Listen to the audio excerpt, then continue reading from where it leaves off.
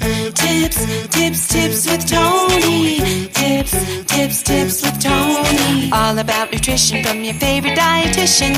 Everything you need to digest in your mind. Tips with Tony. Tips with Tony. Making you healthier one bite at a time. With Tony. Woo. Hello and welcome to the Tips with Tony podcast. I'm Tony Marinucci, your registered dietitian, helping you get healthy one bite at a time. I'm very excited for you guys to hear this interview with my guest. I have virtually in front of me a registered dietitian who is actually a pediatric dietitian who specializes in nutrition for infants, children, and mothers, particularly those who might be struggling with picky eating, starting solids, or navigating food allergies. Malina is also an author, and she's also working on her second book, which, God, kudos to you. And so I'm really excited for you guys to listen and take in all this information. So Malina, welcome to the podcast. Thank you so much, Tony. It's so good to be here. And I was so excited when we were just chatting for a second and hearing about your background, because we both have Greek backgrounds. Yes. And I always love connecting with my fellow Greeks. So yes, thanks for having me. It. Yeah, my pleasure. My pleasure. So first question, it's a 3-part question. I would love for you to take a minute to introduce yourself to the listeners by sharing who you are, what you do, and most importantly, why you do what you do. Yeah, absolutely. Well, so I'm a pediatric registered dietitian now. I actually am a career changer.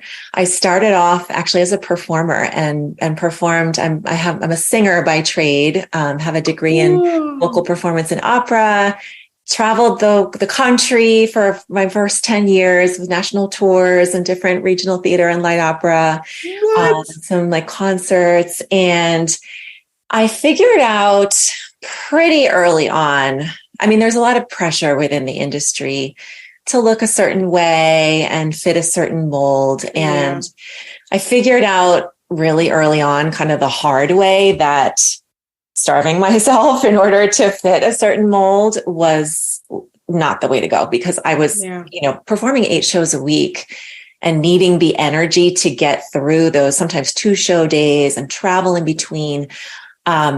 You can't do it if you're not healthy. It's really hard. Yeah. So I started studying more about nutrition and kind of fell in love with it during the process and figured out how to nourish myself in such a way that I did have enough sustainable energy to get through those 8 shows. But that process of coming to that understanding and realization and the science behind it was so interesting to me. Yeah. I was like, I love performing. I love that. I love, everything about it, but not as much as I found that I was passionate about nutrition. So I went back to school for clinical nutrition, and then ended up going into weight management, working at a VA hospital in the Bronx.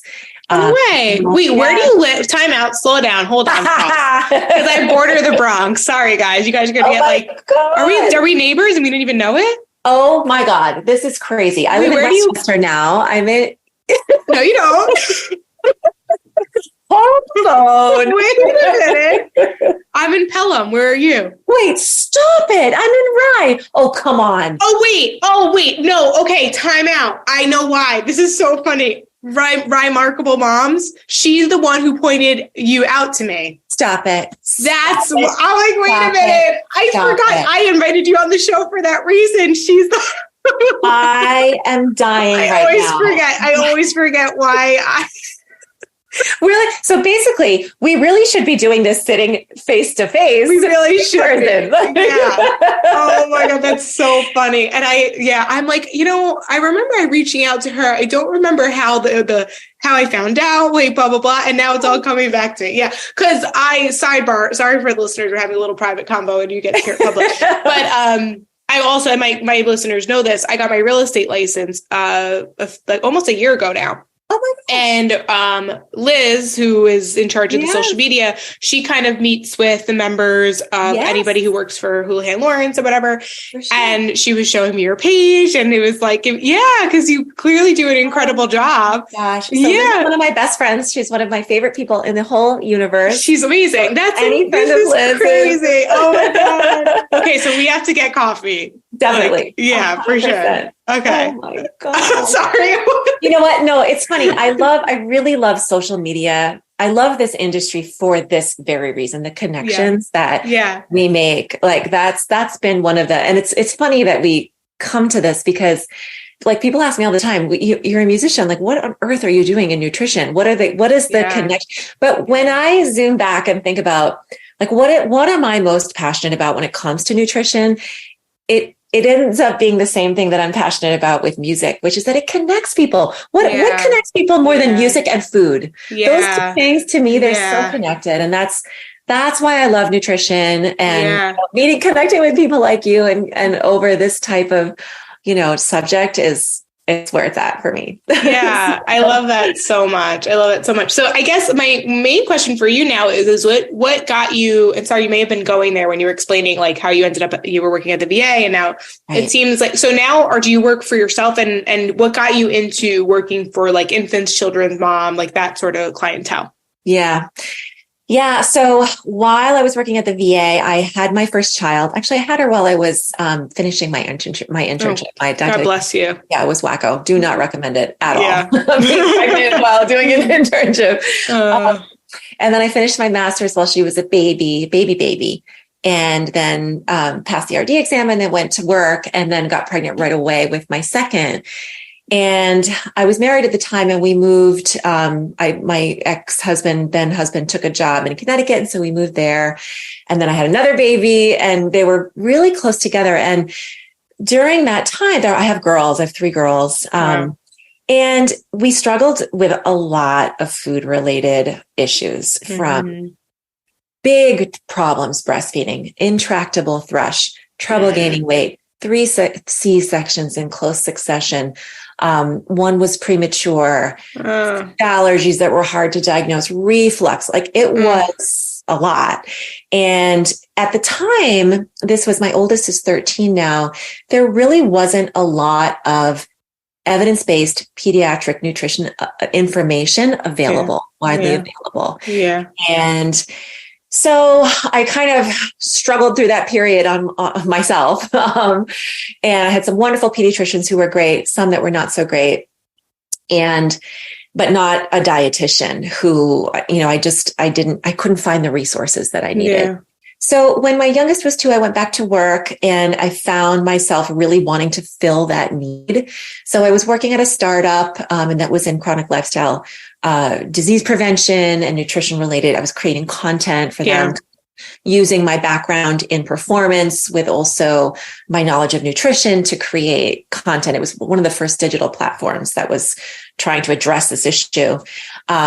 But I was so drawn to pediatric nutrition that I then started working with clients one-on-one, learning more about pediatric nutrition, taking courses, educating myself. And so at a certain point, it was time to kind of make the switch over to complete, at a certain point you think, well, this is what I'm most passionate about. This is this is my zone of genius. This is where I'm making the biggest mark and helping people the most. So that's kind of been my goal with my private practice, my blog, the books I write, is to prevent people from going through the same issues that I went through. Well, because it's true. Not only is there, now I feel like there's not so much a lack of knowledge per se. Like now is plenty of information, on Google and the internet, but now it's kind of more so the opposite where it's like, there's so much that you don't even know what to listen to.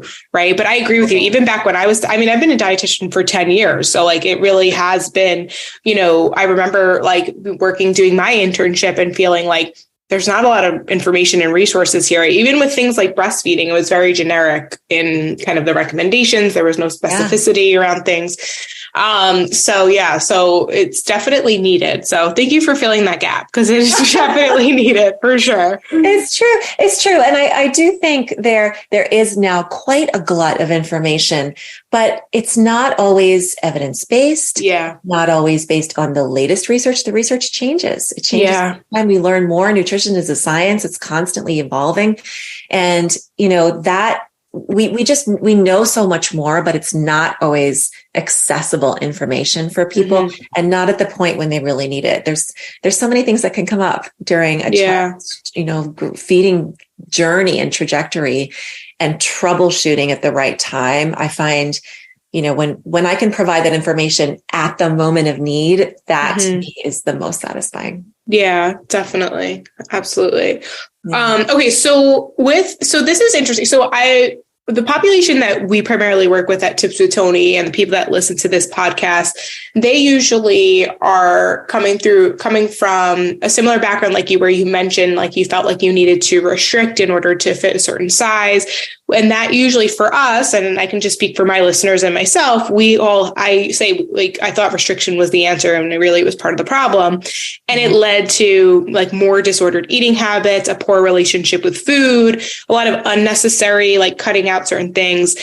And the reason why I'm bringing that up is because then you have the other side, where you might have a child who has a food allergy or an intolerance. And, now the mom comes from this, disordered eating background, but she's trying to heal her relationship with food. She's trying to preach, all foods fit, and trying to find balance. But then she also has to explain to her child that they really can't have, say, the peanut butter. Whereas, like, I can have peanut butter, but my diet culture mind told me I shouldn't have peanut butter because it has too many calories or too much fat or blah, blah, blah. But, like, I can have the peanut butter, but, like, my child is allergic to peanuts. So, like, the child really can't have the peanut butter. So have you come across that in your practice? Like, I guess, how do you teach either the mom or the child to navigate it? Is it, like, certain words that are used? Is it, because there is a thing where, sometimes for medical reasons, we really can't have something. And I feel like it's really tough, especially with young kids. Yes, absolutely. I find actually that in my one-on-one work in my private practice, what I'm primarily doing is educating parents and doing a lot of kind of unlearning about nutrition. Yeah. Because, first of all, from what you just mentioned, there's so much from past decades that has really caused a lot of damage in our own psyches around food and nutrition. And so one of the reasons why I love pediatrics so much is that we have a chance, while these kids are so young, to set them on a healthy path without all of that restriction mindset, and without, they're a blank slate when they're first starting out. And so we have a chance to help them get on a really healthy path with food and have a positive relationship with it, with their bodies, with their self-esteem. So that's a lot of what I'm doing with parents. Yeah. Food allergies can be really difficult, can be really, really tricky to navigate during that time. Yeah. Especially, if you have a parent who has a child, one has a food allergy and the other does not. And a lot of what I'm doing, and my second book, which I would love to talk about at some point soon during our conversation, is about food allergy prevention, and about how during infant feeding, we can help reduce the risk of the development of food allergies by getting those allergens in early and often during infant feeding. Yeah. But that's tricky, because if you have an older child who has that food allergy, then parents are, from a practical standpoint, it's much harder to keep that allergen around and to keep it in that infant's diet early enough. Right. So how do you do that? So yes, we talk about that a lot. With food allergy treatment right now, if you have a child with a food allergy, yes, there are some really exciting therapies that are underway right now in terms of OIT, oral immunotherapy, where a little tiny bit of the allergen is given every day to help sort of train the immune system to not recognize that protein as dangerous as it does if it's not being trained in that way. We have those underway for allergens like peanut, but the gold standard of therapy, if you have a child with food allergies, obviously to avoid that allergen. So restriction mentality, we have to reconcile that restriction mentality with that. That's just a safety issue. So yeah. And is it true that you can grow out of allergies and then, or develop them later on in life? And why does that happen? Yeah. Yeah. Theoretically, a food allergy can develop at any point in life. A lot of kids do outgrow allergies to certain foods.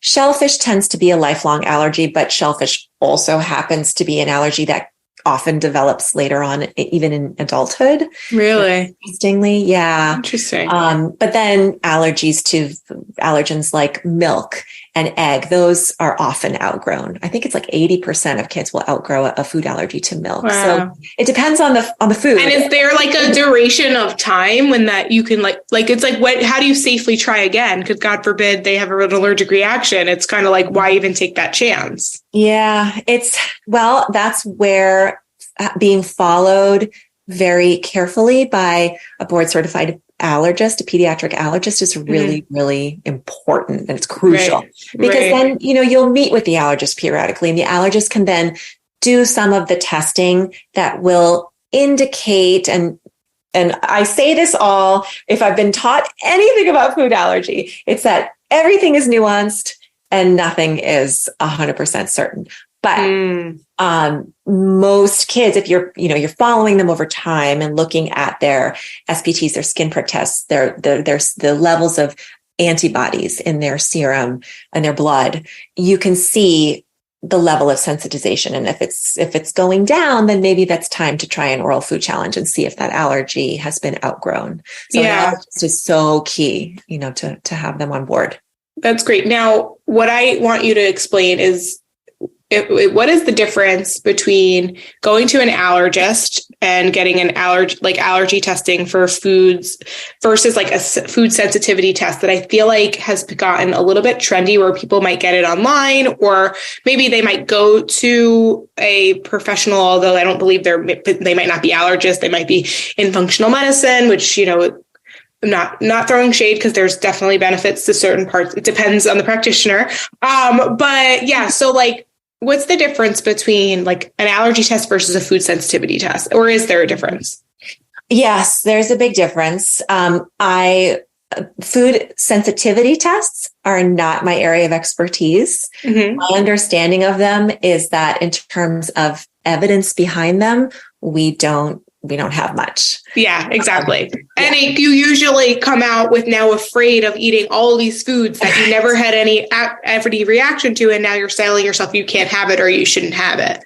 Exactly. And yeah, I find it to be problematic. But it is extremely confusing, because even when we're talking about testing for food allergies, we don't have a perfect test for food allergies. The gold standard of diagnosis for food allergy is having a reaction to oral ingestion of that food allergy, or to even like a skin reaction to that food, to that allergen. So if you're going in and saying, I don't want to give my child any of these let me go back and explain this again, because this is really tricky. So go back. This is really, really confusing. Yes. So it's extremely confusing when we're talking about food allergy testing, even just regular food allergy testing, because the gold standard for actually diagnosing a food allergy is looking at the clinical history and whether there's been a reaction to a food when that food is ingested. The skin prick tests, the SIGE test, the serum, when they're testing the blood for antibodies in the blood, those can test for sensitization, which is when you are more likely to become allergic to a food, but not necessarily definitely going to react to it. So it's really tricky, because a lot of parents, when, the babies are little, they're higher risk, will say, well, I want to get those SPTs and those blood tests before I introduce the allergen. But like you just said, if they're sensitized to that allergen, it doesn't mean they're necessarily going to react to it. So if they then don't go and introduce those allergens, there's a higher likelihood that they will then develop an allergy to them. Right. So the the consensus now among the larger organizations, the allergy organizations, is recommending against SPTs and serum IgE tests before introducing the allergens. They would rather just feed the babies these, peanut, egg, and milk, these top allergens early during infancy, and see. Because during infancy, it's also very uncommon that babies will have a severe reaction during infancy. Later on, if they are going to be allergic, then it's more likely that they'll have a severe reaction. But anaphylaxis, severe reactions are very uncommon during infancy. But this is all like tricky stuff. Yeah, no, for sure. For sure. If you have a baby, like, how do you explain that to a parent? They have a baby, like, that's their baby. They don't need, why even take that chance? Yeah, exactly. Yeah. So, okay. So, I guess this might be a good time to kind of talk about, like, even just like the progression for maybe those new moms who now it's like, okay, they're either breastfeeding or giving formula, but now they're trying to transition to solids. Like, because I feel like this has changed since I've been in school, and this isn't my area of expertise, which is like, what is the first food? What is the first solid you're supposed to give, and like maybe the progression of that?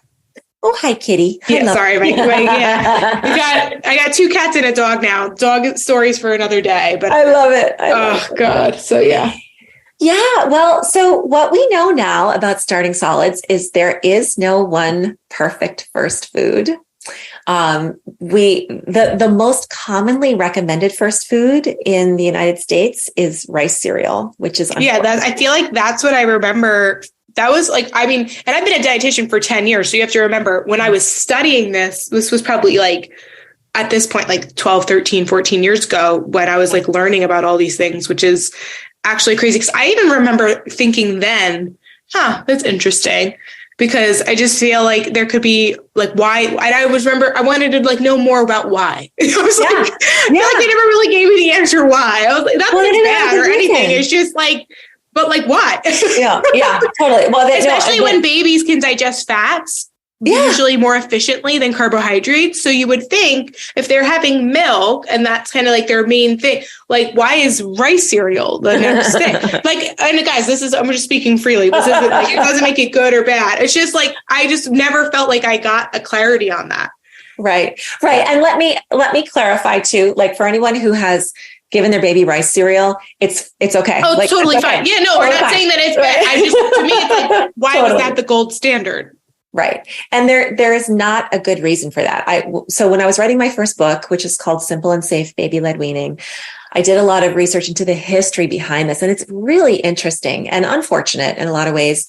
Back toward the turn of the century, like around the early 1900s, doctors didn't understand the need for breastfeeding on demand. And they wanted to they were recommending that mothers put their babies on a feeding schedule and feed them on a schedule that was convenient for them, as opposed to feeding on demand. And they didn't understand that feeding on demand is what builds milk supply. So babies were hungry. They were hungry. And so the milk supply was going down because babies weren't being fed on demand. It wasn't building that breast milk supply. So they said, okay, great. Well, we'll just feed them something that they can developmentally ingest, which will help with weight gain and will help fill them up. Rice cereal. And their rationale behind it was it's a low allergenic food. It's unlikely to cause an allergic reaction. You can spoon feed it. We'll fortify it with iron. We know iron's a critical nutrient during infancy. Mm-hmm. And they can likely digest it easily and it'll lead to weight gain. So that was the rationale behind it. But cut to, 2023 and the truth about rice cereal is that because of the way rice is grown, it is much more likely to contain, I think it's around 5 to 6 times more inorganic arsenic than other grain-based cereals. Yeah. And that reason alone, it's also nutrient poor. It's also bland. It also, it's not going to move the needle on palate expansion and texture progression. Mm-hmm. But those things aside, to me, the thing that really makes it like, why are we feeding this to babies is that because of just the way rice is and the way rice is grown and the tiny size of babies' bodies. Right. Like we can, I mean, listen, arsenic's like a whole other conversation for sure. And it's not to fear rice. We can digest it, but for a baby, it's a little bit different. Yeah. It's like, why are we doing this? There's so many other wonderful foods to, and they're having, if that's their only thing they're having, you have to remember that's like, well, in the beginning, at least. Yeah. Right, very different. Right. And there's great alternatives now on the market. I think there's a lot of wonderful brands that have really gotten hip to this and are using millet and barley and buckwheat and even almonds and like some really cool, interesting, nutrients and foods to make a cereal. So if you want to do an infant cereal that's iron fortified, there's options now that are a more beneficial choice than rice. Yeah. But back to your question, in terms of first foods, you really can't go wrong with foods that are nutrient dense, that are, it depends on kind of what your goals are. And there's lots of different ways to start solid. You can do baby-led weaning. You can do a combination of both finger foods and purees. You can do traditional parent-led weaning, which is spoon feeding. So sky's the limit, and there's lots of different great foods. The one thing that is a good goal for first foods is that they are iron rich, because at around that 6-month mark, when babies are showing the developmental signs of readiness for solid foods, their iron stores are typically low. They've built some up in utero during that last third of the pregnancy, and then by 6 months, they start to need to get iron from food. No, that's good. Any other really special nutrients, would you say, like in the first maybe, 6 months or so, like other than iron? Or are there any other nutrients that parents should be aware of? Yeah, for sure. Zinc is another one that's really important. Luckily, a lot of the foods that are high in iron are also high in zinc, like meats and poultry and egg. Interestingly, so the book that I'm working on it's basically about how to get those top allergenic foods safely in an infant safe form into your baby during infancy in order to help reduce the development of food allergies, and also just to provide a diverse diet, which is important for so many different reasons, for reducing the likelihood of picky eating down the road, for helping babies appreciate lots of different textures and flavors, for preventing food allergies. We have some good research now on just the very nature of diet diversity actually helping to reduce the development of food allergies. So, oysters are the top provider of zinc, like the highest food in zinc. And I've created a recipe that makes it easy to get oysters into a baby's Really? I feel like, being that you're from Rye, this doesn't faze you, but people like listening, they're like, that's an expensive. Well, I will say canned oysters. I would 100% using canned oysters. I've never even thought of that. That's amazing. Yeah, right. And they got to chop them. They can be a little, you got to chop them up really finely, but they're yummy in a casserole with like egg noodles and crushed oyster crackers on top. So interesting. That would be amazing. I can't imagine getting a kid to eat an oyster. That's like, but it's true that they do it when they're young. They're going to think it's normal, because it is. It can be. It doesn't have to be like, we get to decide what normal is, but wow. Oh my God. I love this. So tell us more about your book. Tell us more. It sounds like really, really interesting. I'm already thinking I'm going to send this episode to my cousin who is about to have her baby. Although she's not the first of the cousins to have a baby, but it's still, I feel like it'd be good for her to read this and then to listen to this and then also read your book, which I'm definitely going to send her as well. Oh, I'm so glad. I really appreciate that. Yeah. It's kind of my mission here is, yes, there's a lot of information out there about starting solids, but the piece that I think has been the hardest, and we have research to back this up, actually, the piece of starting solids that's been the hardest needle to move, in my opinion, and according to research, has been the need to introduce allergens early and often. And part of that is because the guidance has changed so completely. Like, I'm talking a total 180. A couple of times. It's changed a lot over the past couple of decades, and it keeps changing. And so people look and they're like, well, are we supposed to introduce allergens, or are we supposed to hold off? Because when my oldest daughter was born, we were told, hold off on peanut, hold off on egg until they're at least a year old, and sometimes even longer. Hold off on shellfish, hold off on the top allergens. And that was, pediatricians didn't have the guidance themselves yet. They didn't have the research themselves. We just didn't have the information yet on how important early and frequent allergen exposure is. So having that information, that updated research trickle down to medical professionals, nurses, everybody who is sort of on that front line and educating parents about feeding babies. It's taking some time to trickle down. Yeah. And so, but it's really important because that window of time is short. You think about starting solids, it feels like in the moment, like it's going to last forever, but it's like that. It's over really fast. Then, 6 to 12 months, then they're a toddler. And then suddenly that window has passed. And so my mission here is to help not only educate people on starting solids and doing so in a way that fits with their family's culture and traditions and level of comfort, whether it's baby-led weaning, whether it's combo feeding, whether it's just a baby-led feeding model that incorporates finger foods and also some spoon feeding and some purees, as long as it's responsive feeding. I'd like to guide them on that, but I'd also like to make it easy to get these allergens in early and often in meals that everybody can share together. So that, as a mom, I know especially as a single mom now of 3 girls, like I can't make more than one meal. Like we're all eating the same thing. Like that is exhausting. That is that burnout in the making, is preparing more than one meal at the same time, in one night. And so for parents who have multiple children, babies, I'd love for these meals to be able to hit all those buckets, right? To get those allergens in early and often, to be a food that everybody can eat, for it to be kid friendly, but also flavorful and nutritious and something everyone can have together. Yeah, I love that. And I mean, I wanted to pull up your Instagram because I remember looking at it before. It's just so great.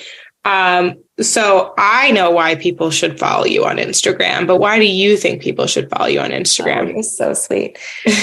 You're so sweet. That's so nice to hear. I mean, it's just so important. I mean, I can speak to it, but I want you to tell people why they need to follow you.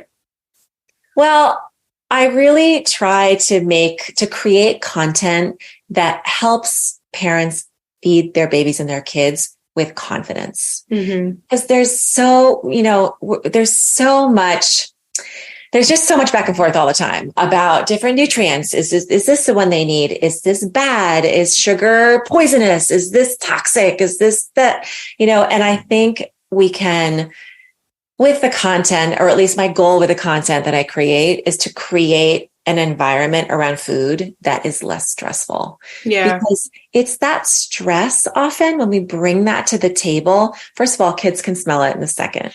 And when they feel that stress, they're like little sponges. They absorb it, and meals become really difficult, and picky eating tendencies can set in. And then meals aren't, they don't feel good, and the kid doesn't eat. And then the parent starts freaking out because then they're not being nourished, and we're so programmed to nourish them. And it's just this sort of perfect storm of stress. So when you come to Healthy Mom, Healthy Kids on Instagram, you will find content that's just going to lower that stress level. Amazing. Which all moms, I think, can benefit from. Oh, yes. Myself included. Yeah. Oh my God. It's hard. It can be hard. It's hard. So I guess just because it sounds like, you're running a business, you're a single mom of 3, like that's a lot. It's a lot. And I'm sure stress is high. So how do you continue to implement, because there's knowledge is power, right? Knowing stuff is one thing, but then actually doing it and following through with it when you have you're being pulled in a bazillion directions. How have you kind of gotten to a place where you're able to implement the things that with all of the craziness that's probably going on in your life? Oh, Lord. Well, first of all, not perfectly. I think it's funny. A lot of us dietitians, a lot of us are quite type A. I don't know if you. Yeah, everyone but me. No, I have type A tendencies. Yeah. But I'm not 100% type A, but I am very, yes, I can relate for sure about feeling like the perfectionism in me. I don't know if it's type A or just trauma, but it's probably I can totally relate to that. 100%.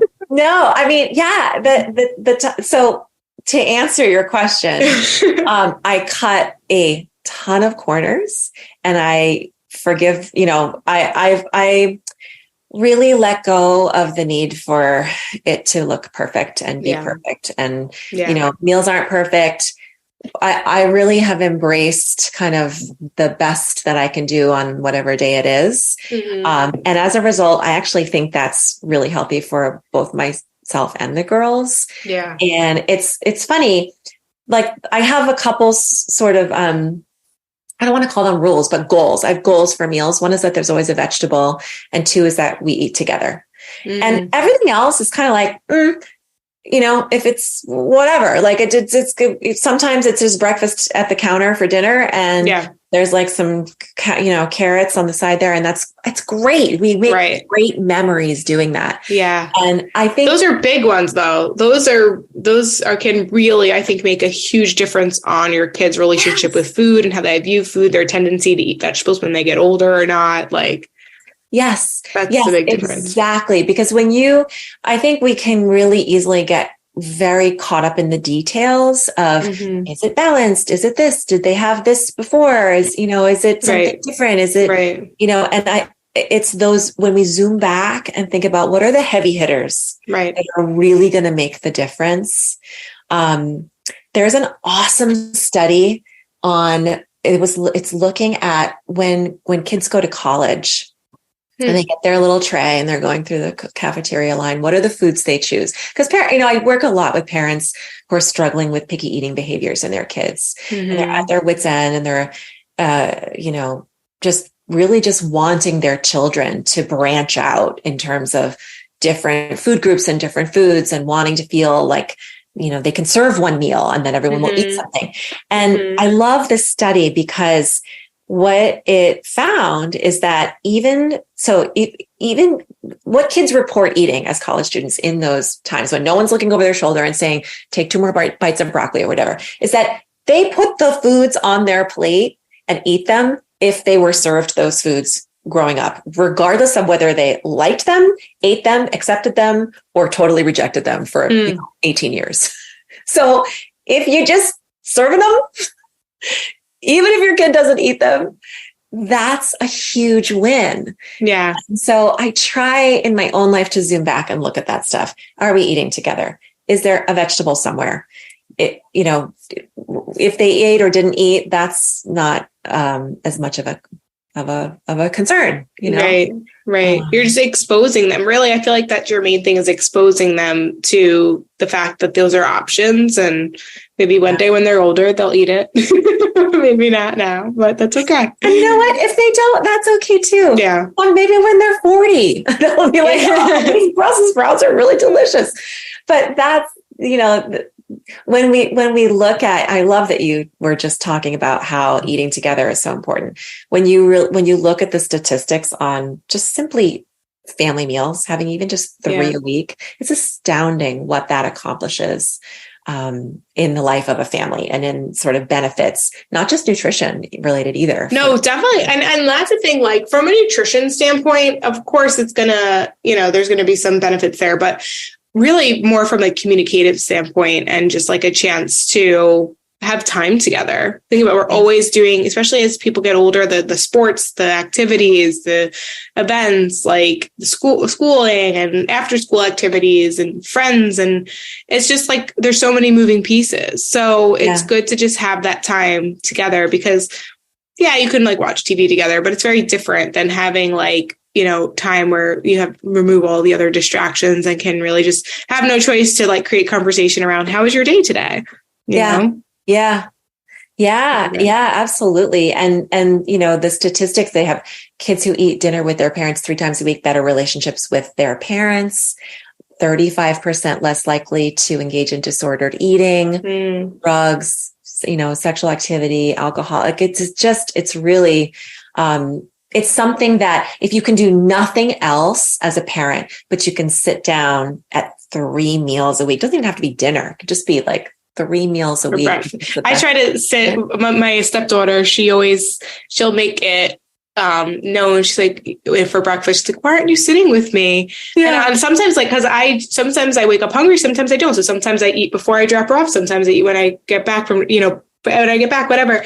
But I've been making a point whenever, especially when she says that, I just at least sit and have my coffee with her. Like, at least I'm just like, oh, I'm going to eat when I after I drop you off. But let's just sit together. And it makes you can tell she's in such a better mood. Yes, because it's social. Eating meals are that's lovely. I love that story. How old is she? She's 7. Oh, yeah, she's my bud. That age. Yeah, she really. I mean, honestly, like since the turning point when she turned 6. She really started coming into herself. Now she's 7. I mean, this girl is so confident. It used to be pulling teeth about how was school and I don't know, whatever. Now she's like, don't you want to hear about my day? I'm like, yes, I want to hear all about your day. Tell me everything. That's fabulous. Yeah, it's so great. How old are your girls? 10, 11, and 13. Oh, wow. Oh my God. You have your hands full. Good luck. Oh, teenagers. They're not there. Oh, it's funny. Most of my clients have toddlers and infants. And that stage is just, it's so, it's hard. It's hard in its own way. But I got to tell you, this stage is really hard. I feel like the worries are and the anxiety and the worries around 13, 4. I don't know when they start to where it's they're allowed to go out without your supervision. You can go to the mall with their friends and you're not there. That to me is really nerve-wracking. Not easy. Oh my god. Not easy. I know what Amira tries to do when I'm here. I can't imagine if I'm not here. Oh wow. Oh man. Well, anyways, Malina, this was amazing. Where can people find you, connect with? Where can they buy your old book, your first book, and when is your second book coming out? Yes. So my Simple and Safe Baby-Led Weaning, you can find it on my website or on Amazon. My website is Malina Malkani. So it's MALINA.com. And that's where my private practice lives too. So if you click on work with me one-on-one, you can find my private practice. And then for parents who want I've actually poured my brain into 2 different courses. One for picky eating. That one's called solvepickeyeating.com. So you can go there for that course. And my starting solids course is at babyledfeedingcourse.com. Yeah. And I actually, for your listeners, Tony, I made a discount code, a 20% discount code. Oh my God. Yeah. Amazing. Okay. What is the discount code? It's my name? It's your first name, Tony. Yep. Tony. Okay. Yep. So what's the website for that? Yeah. So you just go to solvepickeyeating.com, babyledfeedingcourse.com. And then when you're checking out, just put in Tony. In all caps, and you can have 20%. And the Safe and Simple Baby-Led Feeding course walks you through the whole process of starting solids and introducing the top allergens. There's a 12-week meal plan. I just kind of do all the thinking for you. And that's again, there's no perfect way to start solids, but if you just want someone to be feed this here and then this here. Yeah. There's 30 recipes to make it easy. Then I did all that for you. So, oh my God. Thank you so much. That's really great. I'm so excited to know that this is a resource that I can send to even clients that either were currently working with or had graduated that I know are about to have their first baby, or even their second. Maybe they're I didn't really follow anything the first time. And now I feel like I want to do better or I want to, see if I can improve. So I'm excited for sure. Anything else you want to add or share before we wrap up? Just thank you for having me. It's you're so to connect with you, and we're gonna have a coffee. Definitely. Yeah. Yeah, so many great places we can do. I love Rye, Port Chester, Rye, like that whole area. Favorite part of Westchester. Or I mean, like, so I rather come to you, or it's like, or you can come to Larchmont, where it's like by my office. But I would love it. My brother lived in Larchmont for a long time, so so there's good places. I mean, there's so many great places. But yeah. Actually, my favorite place, the Pure Organic Cafe, that it moved to Harrison. I think it moved to West Harrison. But that was literally like, I would go there like whenever. Oh my God, so good, so good. So many great choices. But yeah, anyways, we'll definitely connect. Well, anyways, thank you so much for being here. For those of you listening, thanks for listening. If you're not subscribed to the podcast, make sure you hit that subscribe button so you can get notified when a new episode comes out. And if you're not following Malina on Instagram, make sure you follow her, healthy.mom.healthykids. And I am at tips_with_Tony with an I. As always, thank you for listening. I'm Tony Marinucci, your registered dietitian, helping you get healthy one bite at a time.